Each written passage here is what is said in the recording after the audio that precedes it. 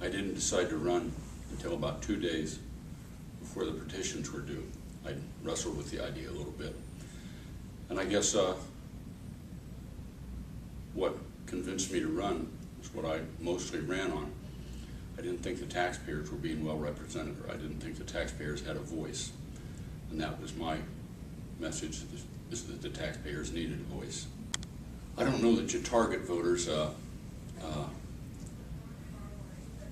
and I don't know how to do it. I would, you go to the state fair, the county fair, you go to pancake dinners, that sort of things. If anybody asks you to speak, naturally you accept the invitation, mostly answer questions, and if somebody stops you on the street or anywhere and wants to talk to you, you talk to them. But I didn't really target voters.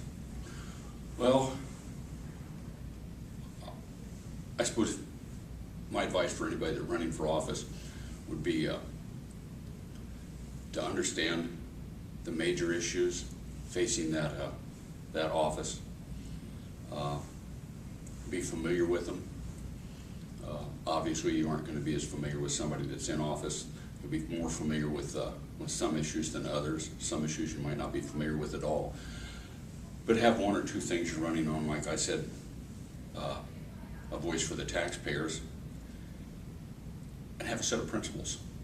When don't just run on an issue, say I'm for this or I'm against that for this reason or that reason. Say, I'm for this, I'm against that. I think the taxpayers deserve a bigger voice.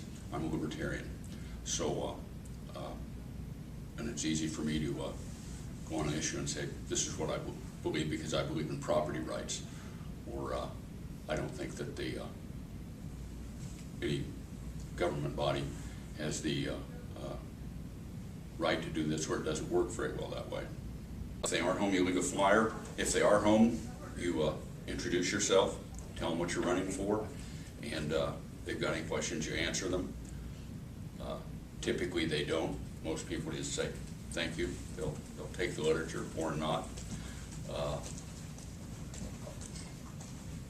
Very few actual conversations occur during door knocking. You always answer any question, but you don't fake it. If you don't understand an issue, or if you haven't had enough time to study it or been around or quite understand it, most people understand that. If you're not on that board, say I am not familiar enough with that issue to comment on it. You're always better off being honest. If you tell people you're going to do something, you need to do it. A lot of people judge by honesty, even more so than whether they agree with you. If you're honest and upfront about what you believe and what you think, and if you get elected, once you start to vote, you need to vote the way you said you were going to vote, and it won't be very easy because the status quo is not going to be happy if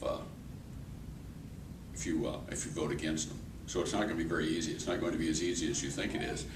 And if you're unwilling to make those decisions and take those votes and have people that you like, people that you respect, and your friends be unhappy with you, then I would advise you not to run. If you think that you'd be a good elected official and you're willing to stand up for what you think's right, when it's tough, run. I think that's great.